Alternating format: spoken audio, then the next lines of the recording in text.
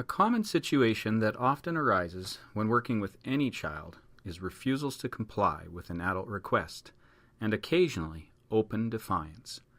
For some children, the tendency to be contrary, argumentative, defiant, and disobedient seems so ingrained that it is possible that they may be suffering from an oppositional defiant disorder, or ODD for short. The following skills should be helpful in handling some of the milder cases of defiance and for more typical child refusals. I find that when the nature of your contact with a mentee is oriented to more fun and social activities, that you will less often see open refusals and defiance compared to less preferred activities, like getting schoolwork done. These skills should be of assistance to you when you do see defiance and refusals, but keep in mind that you must also employ contingency management and giving effective commands. The first important tip in handling refusals and defiance is to employ skill number 2 on giving effective commands, but ensure you do so in a calm manner and using a neutral tone of voice.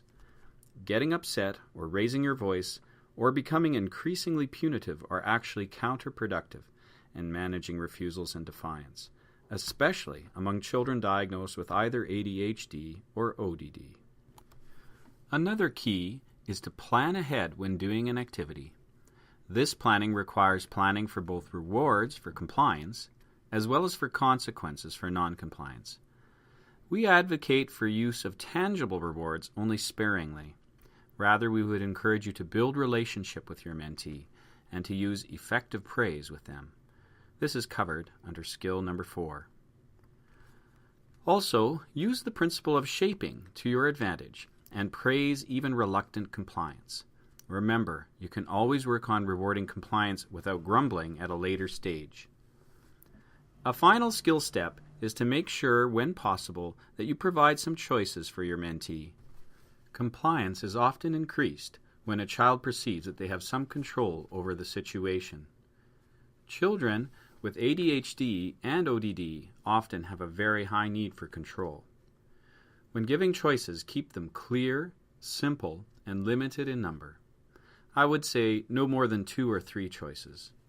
An example of using choice along with skill number 1 is to say, you have a choice. You can do as I've asked and receive some sort of reward or high preferred option should be inserted here. Or you can continue to refuse and then you insert a consequence or a less preferred option here. Remember to give the child at least 3 to 5 seconds to consider the clear reward and consequence before cueing them for a response with, what will it be?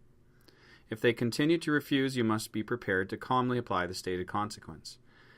If they suddenly now offer to comply, I would advocate for permitting this and simply praising their compliance using an effective praise statement.